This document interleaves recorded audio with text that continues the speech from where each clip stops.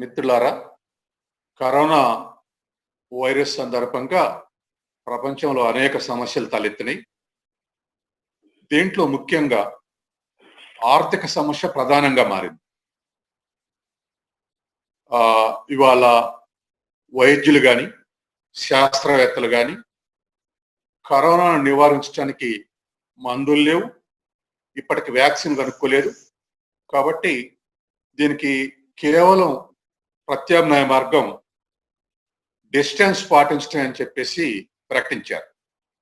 ఇలా distance success కావాలంటే lockdown ప్రకటించాల్సిందని ప్రపంచంలో అన్ని దేశాలు లాక్డౌన్ ప్రకటించాయి. తమ స్థాయిల్లో టోటల్ లాక్డౌన్ ప్రకటించినటువంటి వ్యవస్థలు ఉన్నాయి, పార్షియల్ గా ప్రకటించినటువంటి వ్యవస్థలు ఉన్నాయి. ఈ లాక్డౌన్ ప్రకటించిన తర్వాత ప్రధానంగా ఆర్థికంగా తలెత్తిన సమస్య ఏమిటంటే జీడిపిలు పడిపోయాయి. అన్ని దేశాల యొక్క గ్రాస్ డొమెస్టిక్ ప్రొడక్షన్ పడిపోయింది.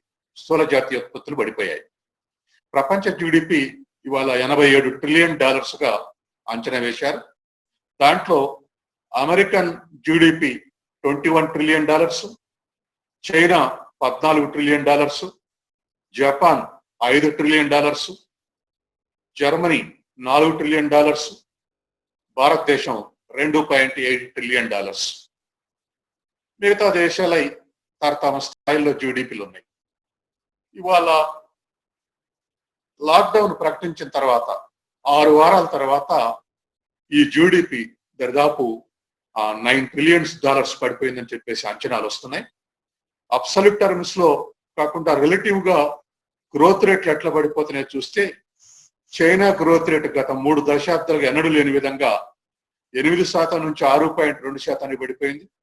6.2% నుంచి కూడా 2% భవిష్యత్తులో జీరోకు పడిపోయేటువంటి అవకాశం. అట్లాగే అమెరికాలో కరోనాకు ముందే రెసిషన్ ఉంది, 3% గ్రోత్ రేట్ ఉన్నది జీరోకి వచ్చింది. అట్లాగే భారతదేశం యొక్క గ్రోత్ రేటు కరోనాకు ముందే 4.5% ఉన్నటువంటి గ్రోత్ రేటు 1.9కి వస్తుంది, జీరో, రేపు మైనస్ కూడా పోవచ్చు. ఇట్లా ప్రపంచవ్యాప్తంగా జీడిపిలు కొలాప్స్ అయ్యాయి. జీడిపి కొలాప్స్ కావటం అంటే ప్రజల ఆదాయాలు తగ్గిపోవటమే.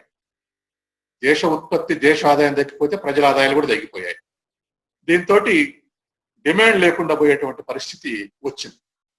ఇది ఒకవైపు అయితే, రెండవ వైపు అన్ఎంప్లాయ్మెంట్ రైజ్ అయి ఉపాధి కోల్పోయి ఆదాయాలు లేకుండా పోయాయి. అంటే సప్లై చైన్స్ దిగిపోయాయి, డిమాండ్ చైన్స్ దిగిపోయాయి. ఒక రా మెటీరియల్ని తీసి దాన్ని ఎక్స్పోర్ట్ చేసి ఫినిషింగ్ ప్రొడక్ట్గా చేసి సేల్ చేయడానికి ఉండేటువంటి సప్లై చైన్ దిగిపోయింది. అట్లాగే ప్రజల ఆదాయం సంపాదించుకొని ఆ కొనుగోలు వస్తు సేవలు కొనుగోలు చేసి అనుభవించడానికి ఆ అవకాశం లేకుండా పోయింది. ఇవాళ రెండింటిని పునరుద్ధరించే మార్గం ఏంటనేటువంటిది ఇవాళ ఉన్నటువంటి మన ముందు ఉన్నటువంటి ప్రశ్న.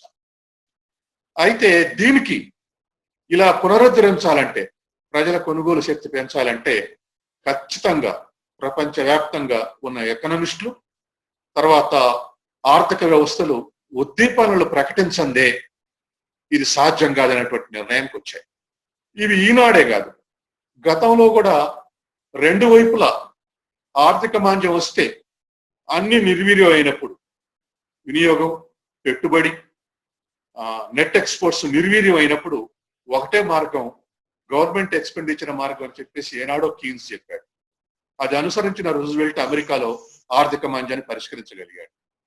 అట్లాగే 69-77 మధ్య అమెరికాలో రెసెషన్ వచ్చినప్పుడు చికాగో స్కూల్ కు చెందినటువంటి ఎకనామిస్టు మిల్టన్ ఫ్రీడ్మ్యాన్ డబ్బును వెదజల్లటమే మార్గం అని చెప్పేసి ఆయన డబ్బుని ఆర్థిక వ్యవస్థలో ప్రవేశపెట్టాలి, ప్రజల చేతుల్లోకి డబ్బులు వెళ్ళాలని చెప్తే అది కూడా సక్సెస్ అయింది 69 నుంచి 77 మధ్య. ఇట్లా రెండు మార్గాలు, ద్రవ్య మార్గం, వాస్తవిక మార్గం ద్వారా ప్రజల డిమాండ్లో కదలిక తీసుకురావాలని ఏనాడో మన ఎకనామిస్టులు చెప్పారు.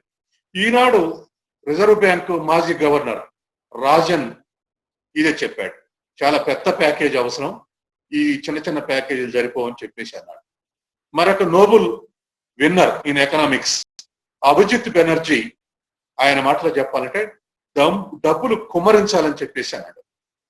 అంటే వాటి రెండిటి యొక్క అర్థం ఏమిటంటే ఏదో విధంగా అది ఏ రూపంలో ద్రవ్య విధానాల ద్వారానా లేక పన్నుల విధానాల ద్వారానా మొత్తం మీద ప్రజల చేతుల్లోకి డబ్బులు చేరాలి, లేదా ప్రజల నుంచి ఖర్చు పెట్టేది వాళ్ళ దగ్గర డబ్బులు మిగలాలి. కాబట్టి ఈ విధమైనటువంటి చర్యలు తీసుకోకపోతే ఇది సాధ్యం కాదు అని చెప్పేసి మన భారతదేశంలో కూడా ప్రకటించారు. అన్ని దేశాలు అదే ప్రకటనలు వచ్చాయి. దానికి అనుగుణంగానే ఇవాళ అమెరికాలో $2 ట్రిలియన్ ని ఈ ఉద్దీపన పథకం కింద ట్రంప్ ప్రకటించాడు. $2 ట్రిలియన్ అంటే నేను ఇంతకుముందు చెప్పే వాళ్ళ జీడిపి $21 ట్రిలియన్ అంటే 10% ఆఫ్ జీడిపి ఉద్దీపన పథకం కింద ప్రకటించాడు అమెరికా. అట్లాగే ఇంగ్లాండ్ లో 350 మిలియన్ పౌండ్స్ ఉద్దీపన కింద ప్రకటించారు. వాళ్ళ జాతీయోత్పత్తిలో అది 15%.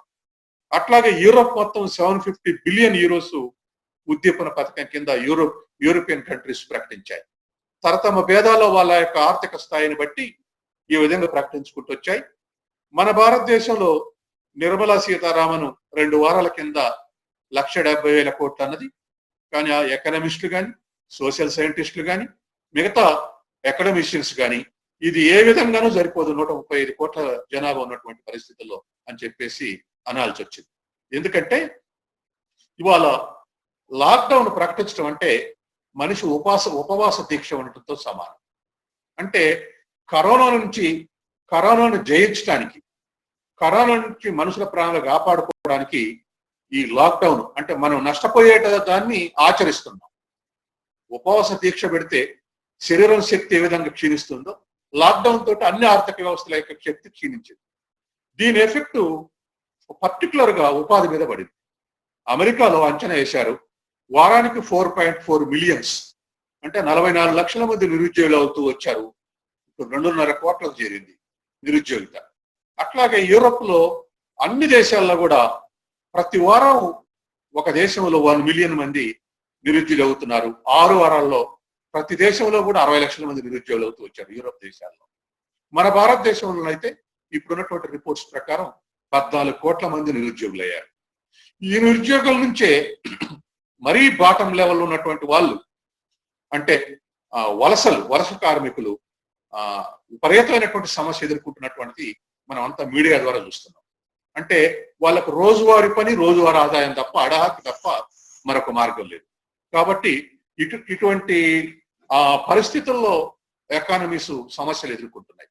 దాంట్లో భాగంగానే ఇవాళ మన దేశంలో 28 కోట్ల కుటుంబాల్లో పాత సెన్సెస్ ప్రకారం 25 కోట్లు అనుకున్నప్పటికీ ఇప్పుడు లేటెస్ట్ ట్రెండ్స్ ప్రకారం 28 కోట్ల కుటుంబాల్లో 8 కోట్ల మంది కుటుంబాలు బిలో పావర్టీ లైన్ కింద ఉన్నాయి. అంటే బాటమ్ లైన్ లో ఫ్యామిలీ సైజు 5 అనుకుంటే 40 కోట్ల మంది ప్రజలు ఆల్రెడీ బిలో పావర్టీ లైన్ ఉంది.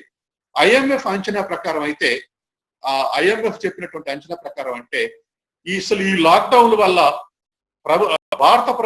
భారతదేశం పెద్ద సమస్య ఎదుర్కోబోతుందని చెప్పేసి ఒక ఎస్టిమేషన్ ఇచ్చింది. ఎందుకంటే దరిదాపు మన దేశంలో 1960s నుంచి ఇప్పటి వరకు పేరు మారుతున్నప్పటికీ 110 నుంచి 140 పథకాలు పావర్టీ ఎలివేషన్ ప్రోగ్రామ్స్ ఇంప్లిమెంట్ చేసుకుంటూ వస్తున్నాం. అలా ఇంప్లిమెంట్ చేసుకొస్తూ పని దినాల ఆధారంగా ప్రజల ఆధారంగా 50% నుంచి బిలో పావర్టీ కింద ఉండేటువంటి ప్రజలు 40%, 30%, 25%, 20%, 16% తగ్గుతూ వచ్చారని చెప్పేసి ప్రతి డికేడ్ లో ఎవ్రీ 5 years లో ఎవ్రీ 1 year లో మనం ఈ ఎస్టిమేటర్స్ రిలీజ్ చేస్తా ఉన్నాం. ఇప్పుడు ఈ 50 ఏళ్ల సంధి చేసినటువంటి కృషి మొత్తం జీరోకి వస్తుందని చెప్పేసి IMF చెప్పింది. ఎందుకంటే ఎవరికైతే పని దినాలు ఆదాయ సృష్టి జరిగి అబవ్ పావర్టీ లైన్ తీసుకొచ్చామో వాళ్ళందరూ కూడా మళ్ళీ బిలో పావర్టీ లైన్కు జారిపోయేటువంటి అవకాశం ఉంది. అందుకని భారతదేశమే పెద్ద సమస్య ఎదుర్కోబోతుందని చెప్పేసి అన్నారు. ఇప్పుడు మనం సహజంగానే 40 కోట్ల మంది దరిదాపు 1/4 ప్రజలు ఇవాళ 1/3 ప్రజలు below poverty around poverty line దగ్గర ఉన్నారంటే ఇవాళ కొత్తగా వచ్చినటువంటి సమస్య వల్ల ఇది 50-60 కోట్లకు పెరిగే అవకాశం ఉంది. అభిజిత్ బెనర్జీ అదే అన్నాడు. 80% ప్రజలకు ఆయనైతే ఇంకా చాలా అగ్రెసివ్ గా ఎస్టిమేషన్ ఇచ్చాడు. 80% మంది ప్రజలకు ఉద్దీపన పథకాల ద్వారా ప్రయోజనం చేకూరుతూనే భారతదేశ ఆర్థిక వ్యవస్థ సర్వైవ్ అవుతుందని చెప్పాడు. కాబట్టి అంటే దాని ప్రకారం, ఆ అంచనా ప్రకారం చూస్తే ప్రజల చేతిలో డబ్బులు చేరాల్సినటువంటి అవసరం ఉంది. ఇవాళ నిర్మలా సీతారామన్ గాని, గతంలో కేంద్ర రిజర్వ్ బ్యాంక్ ఆఫ్ ఇండియా ద్రవ్యపరమైనటువంటి యాక్షన్స్ చాలా తీసుకుంది. ఒక 5.5 లక్షల కోట్లు ప్రజల చేతుల్లోకి వచ్చే విధంగా అనేకమైనటువంటి repo rate, reverse repo rate, తర్వాత ఇతర మార్గాలు అనేకం ప్రకటించింది. వాటి వల్ల ఒక 5.5 లక్షల కోట్లు ద్రవ్యత్వత లభిస్తుంది, ప్రజలకు ద్రవ్యత్వ దగ్గరికి చేర్చిందని చెప్పేసి అంచనా వచ్చారు. కాబట్టి దరిదాపు 1.7 crores కానీ ఇవి కానీ అన్ని కలిపితే గతంలోనే 9.5 లక్షల కోట్లు, 9,70,000 కోట్లు ప్రజల దగ్గరకు అందుబాటులోకి వచ్చాయనేది ఒక అంచనా. ఇవాళ లేటెస్ట్ గా నిన్న మొన్న మన మోడీ ప్రకటించిన 20 లక్షల ప్యాకేజీ కానీ, దాని గురించి వివరంగా చెప్పినటువంటి నిర్మలా సీతారామన్ యొక్క అంచనా ప్రకారం కానీ, ఈ 20 లక్షల కోట్ల గతంలో ప్రకటించినటువంటి 9,70,000 కోట్లు దీంట్లో చేరి ఉంటాయి. కాబట్టి అవి ప్లస్ ప్రభుత్వం చేయబోయే అప్పులు కూడితే కొత్తగా మేము చేయబోయే అప్పులు 4.5 లక్షల కోట్లు అన్నారు. అంటే మరొక 7.5 లక్షల కోట్లకు ఈ 5 రోజులు రోజు ఒక ప్రకటన వచ్చేటువంటి అవకాశం. ఇవాళ నిర్మలా సీతారామన్ ప్రధానమంత్రి ప్రకటించిన 20 లక్షల కోట్లలో నిర్మలా సీతారామన్ ఒక 5 టార్గెట్స్ తో పెట్టుకొని మేము ఈ ఉద్దీపన పథకాన్ని ప్రకటిస్తామని చెప్పేసి అన్నారు. దాంట్లో ఆర్థిక వ్యవహారాలు, మౌలిక వసతులు, మొత్తం ఆర్థిక వ్యవస్థ, క్రియాశీలంగా ఉన్నటువంటి జనాభా తదితర అంశాలని లెక్కలో తీసుకొని మేము ప్రకటిస్తున్నాం అని చెప్పేసి నిన్న ఆర్థిక వ్యవస్థ పరంగా 5,74,000 కోట్లకు నిన్న ప్రకటించారు. సాధారణంగా ఉద్దీపన అనగానే ప్రజలు ఏమి ఎదురు చూస్తారంటే, మా చేతుల్లోకి డబ్బులు వస్తాయి అంటే డైరెక్ట్ బ్యాంక్ అకౌంట్ లో జమ చేస్తారు, లేదా ఇతర డిఏలు విడుదల చేస్తారు, లేదా కట్ చేసే జీతాలు విడుదల చేస్తారు. ఇట్లా అనేక అంశాలు ఎక్స్పెక్ట్ చేస్తారు. కానీ ప్రభుత్వాలు చేసే దానికి భిన్నంగా ఉంటాయి. ఏమిటంటే ప్రజలకు ద్రవ్యత్వత అందుబాటులో ఉంటాం. ఉదాహరణకు మన దేశ ఆర్థిక వ్యవస్థలో micro, small and medium entrepreneurs, ఈ ఎంఎస్ఎంఈస్ చాలా రోల్ ప్లే చేస్తున్నాయి. ఉత్పత్తిలో 30%, ఎంప్లాయ్మెంట్ లో 28%, ఎక్స్పోర్ట్స్ లో కూడా 30% వీటి ప్రాధాన్యత ఉంది. తర్వాత ఇవి లేబర్ ఓరియంటెడ్, వీటి వల్ల ఉపాధి ఎక్కువ ఉంది. కాబట్టి ఇటువంటి వీటిని చాలా కీలకమైన అంశంగా ఆర్థిక మంత్రి భావిస్తుంది. మనందరం కూడా భావిస్తున్నాం. ఎందుకంటే ఇవాళ లాక్డౌన్ వల్ల వ్యవసాయ రంగం ఎఫెక్ట్ కాలేదు, కేవలం కొద్ది ప్రైసింగ్ మెకానిజం మీద కొంత ప్రభావం చూపెట్టింది. ఎందుకంటే ట్రాన్స్పోర్ట్ లేదు కాబట్టి ధరల పెంచడంలో 20% నష్టపోయారు రైతులు. ఆ మేరకు వ్యవసాయ రంగం మీద ప్రభావం. అది ఇప్పుడైతే మళ్ళీ నెక్స్ట్ ఖరీఫ్ సీజన్ లో వ్యవసాయ రంగం మీద కూడా ప్రభావం ఉంటుంది, ఇదే కంటిన్యూ అయితే. కానీ ఆల్రెడీ గతంలో ట్రాన్స్ప్లాంట్ చేశారు కాబట్టి, ట్రాన్స్ప్లాంటేషన్ జరిగింది కాబట్టి వాటి మీద ఈసారి రబీకి ప్రభావం చూపెట్టలేదు. కానీ ఇండస్ట్రియల్, తర్వాత service sector total close down అయింది. ఏదో కొద్ది మేరకు ఐటీ సెక్టార్ ఒక 40% పనిచేసింది తప్ప మొత్తం క్లోజ్ అయినట్టే. కాబట్టి ఒక 20% సర్వీస్ సెక్టార్ వర్క్ చేసినప్పటికీ ఇండస్ట్రియల్ సెక్టార్ 0 గ్రోత్ రేట్ కు దగ్గరగా ఉంది. కాబట్టి ఇటువంటి పరిస్థితుల్లో మరి ఈ లాక్డౌన్ నుంచి ఈ మాంద్యం పరిస్థితుల నుంచి బయటపడటానికి, ఎకానమీని రివైవ్ చేయడానికి ప్రకటించినటువంటి 5 నిన్న ప్రకటించినటువంటి సీతారామన్ ప్రకటించిన దాంట్లో 3 లక్షల కోట్లు, 3,70,000 కోట్లు ఎంఎస్ఎంఈకి ప్రయోజనం చేకూర్చే విధంగా, అంటే వేతనాలు, తర్వాత దాంట్లో ఉండేటువంటి వాటికి ఇచ్చేటువంటి ఫండ్, తర్వాత ఎందుకంటే వర్కింగ్ ఫండ్ అవసరం, ఈ వర్కింగ్ ఫండ్ కు 50,000 కోట్లు, తర్వాత ఇతర మార్గాల బ్యాంకులకు వడ్డీ లేకుంటే రుణాలు ఒక 3 లక్షల కోట్లు. దాంట్లో ఫస్ట్ 1 year అసలు చెల్లించకుండానే మారిటోరియం ప్రకటించడం, ఇటువంటి చర్యలన్నీ ఎంఎస్ఎంఈస్ కి ఎక్కువ ప్రాధాన్యత ఇచ్చి ప్రకటించింది. తర్వాత అట్లాగే సాలరీ పీపుల్ కాకుండా అదర్ దాన్ సాలరీ పీపుల్ వాళ్ళకు వచ్చే ఆదాయాల్లో ఉన్నటువంటి టీడీఎస్ కానీ టీసీఎస్ కానీ కట్ చేసేటువంటి విషయాల్లో ఒక 25% తగ్గింది. అంటే మంత్లీ 1,000 రూపాయలు టీడీఎస్ కింద పే చేసే వాళ్ళు ఇప్పుడు 750 పే చేస్తే సరిపోతుంది. ఈ విధంగా 25% రిబేట్ ఇచ్చింది. ఇటువంటి వాటితోటి మొదట ఇది ప్రకటించింది. కానీ ఈ ప్రకటన యుఎస్ ప్రకటించిన దానికి, ఇంగ్లాండ్ ప్రకటించిన దానికి భిన్నమైనటువంటి రిజల్ట్ వచ్చే అవకాశం. యుఎస్ లో ఇటువంటి ఎంఎస్ఎంఈస్ కు 80% జీతాలు మేము ఇస్తాం ఈ 3-4 మంత్స్ అని చెప్పేసి 80% శాలరీ గవర్నమెంటే పే చేస్తుంది వాళ్ళ ఉద్దీపన పథకం నుండి. అది యుఎస్ లో ప్రకటించినటువంటి రిజల్ట్. అట్లా ఇంగ్లాండ్ లో ఈ ప్రైవేట్ అయినా సరే ఈ ఎంఎస్ఎంఈస్ కు ఉన్నటువంటి, మీడియం ఇండస్ట్రీస్ కు ఉన్నటువంటి వర్కర్స్ యొక్క వేతనాలు 75% మేము గవర్నమెంట్ పే చేస్తామని చెప్పేసి ప్రకటించింది వాళ్ళ ఉద్దీపన పథకం నుండి. ఇక్కడ మాత్రం వేతనాలకు ఈపీఎఫ్ లో యజమాన్యం చేసే కాంట్రిబ్యూషన్ 12 నుంచి 10% తగ్గించి యజమానుల దగ్గర లిక్విడిటీ వేస్తాం. అట్లాగే వర్కర్స్ నుంచి కాంట్రిబ్యూషన్ అవసరం లేదు కాబట్టి వాళ్ళకి ఇచ్చే జీతాలు 10% వాళ్ళ చేతుల్లో ద్రవ్యతతో పెరుగుతుంది అనేటువంటి ఉద్దేశంతో ప్రకటించింది తప్ప వేతనాలు ఇవ్వడానికి ప్రభుత్వం పూనుకోలేదు. కాబట్టి ఇవాళ నిన్నటి ప్రకటన వరకు మనం పరిమితం చేసి చర్చిస్తే రానటువంటి 4 ప్రకటనల గురించి మనం ఇప్పుడే చర్చించడం అంత సైంటిఫిక్ కాదు. కానీ వచ్చిన ప్రకటన గురించి చర్చిస్తే, ఒకటి, ఈ ప్రకటన అగ్రెసివ్ గా లేదు, అంటే మూలాలకు పోయి పరిష్కరించే విధంగా లేదు, పైన పూతల మేరకే ఉంది అని చెప్పేసి సోషల్ సైంటిస్ట్ ఒక కన్క్లూజన్కి రావచ్చు. కాబట్టి దీన్ని మరింత సీరియస్ గా ఆలోచిస్తే ఇంటర్నేషనల్, ఆనాటి మిల్టన్ ఫ్రీడ్మెన్, కీన్స్ వీళ్ళిద్దరూ ద్రవ్య రూపంలో లేదా పని ఆదాయ సృష్టి అయినటువంటి కీన్స్, ఈ రెండింటి యొక్క సారాంశం కానీ, నిన్నగాక మనం చెప్పినటువంటి రాజన్ లేదా అభిజిత్ బెనర్జీ దృష్ట్యా చూసిన మన ప్రభుత్వం ప్రకటించినటువంటిది పాతవి కలుపుకుంది 9.5 లక్షల కోట్లు, ఇది అంత ఆమోదయోగ్యం కాదు. కాబట్టి రివైవ్ కావాలంటే, ఎందుకంటే పేదల అకౌంట్లో ఏమో జమ చేస్తుంది, ప్రజల కొనుగోలు శక్తికి ఏముంది అనేది 5th ఐటమ్ డిమాండ్. మనం ఐదు ఆబ్జెక్టివ్ పెట్టుకుంది అనుకున్నాక 5వది డిమాండ్. కాబట్టి డిమాండ్ సృష్టించడానికి ఏం చర్యలు తీసుకుంటున్నారనేది అప్పుడు మనం చర్చిద్దాం. ఇప్పటికైతే ఇంగ్లాండ్, అమెరికాకు ఉన్నటువంటి ఉద్దీపనలకు దీనికి ఉన్నటువంటి ప్రధానమైన తేడా అది. కాబట్టి మనం అనేక మంది అకాడమిషియన్స్ ఈ విషయాల మీద చర్చ చేయాలి.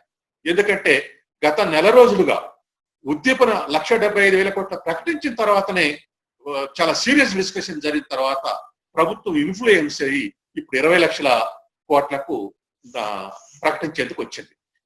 మీ దృష్టికి ఒక ఎగ్జాంపుల్ ఈ సందర్భంగా తీసుకొచ్చి ముగిస్తా. ఇవాళ గత 5 ఏళ్లుగా, మిగతాది వదిలేయండి, 2014 నుంచి 2019 వరకు గత 5 ఏళ్ళు కార్పొరేట్ సెక్టార్కి ఇచ్చినటువంటి రిబేట్స్ 5.6 లక్షల కోట్లు, 5,60,000 కోట్లు. అట్లాగే రిజర్వ్ బ్యాంక్ దగ్గర ప్రజల డబ్బు లేదా కమర్షియల్ బ్యాంక్స్ యొక్క డబ్బు 1,70,000 కోట్లు ప్రభుత్వం తీసుకొని ఖర్చు పెట్టుకుంది. అట్లాగే ఆ తర్వాత 70,000 కోట్లు మొన్న మొండి బకాయిలు రద్దు చేస్తున్నామని చెప్పింది.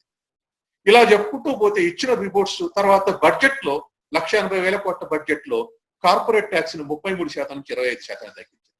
స్టార్ట్అప్ లో తగ్గించడంలో అర్థం ఉంది, కానీ ఎస్టాబ్లిష్డ్ వాటికి కూడా తగ్గించి అక్కడ 1,40,000 కోట్ల రిబేట్ ఇచ్చింది. ఇవన్నీ కలిపితే కార్పొరేట్ సెక్టర్ కు ఈ 5 ఏళ్లలో 10 లక్షల కోట్లు బెనిఫిట్ అయింది. కానీ ఇవాళ నెట్ బెనిఫిట్ ఈ 20 లక్షల కోట్లలో పాతవి తీసేస్తే 10 లక్షల కోట్లు ప్రకటించిందన్నా అవి 80% జనాభాకు ఇవాళ కదలిక తీసుకొచ్చేటువంటి. కాబట్టి వీటిని ఏ విధంగా భవిష్యత్తులో ఉన్నటువంటి 4 ఆబ్జెక్టివ్స్ ను పూర్తి చేస్తుంది అనేటువంటి ప్రకటన వచ్చిన తర్వాత మనం చర్చించవచ్చు. ఇవాళ ఉన్నటువంటి నిన్న ప్రకటించినటువంటి సీతారామన్ ప్రకటించిన ఆర్థిక వ్యవస్థకు సంబంధించినటువంటి మాత్రం ఇంకా అగ్రెసివ్ గా ఎంఎస్ఎంఈల విషయంలో స్టెప్ తీసుకోవాల్సి ఉండే ఈ దేశంలో. ఎందుకంటే ఎక్స్పోర్ట్ ఇంపోర్ట్ పాలసీ కానీ లేకపోతే మార్కెటింగ్ పాలసీలో కానీ ఎంఎస్ఎంఈలకు డిసడ్వాంటేజ్ ఉంది.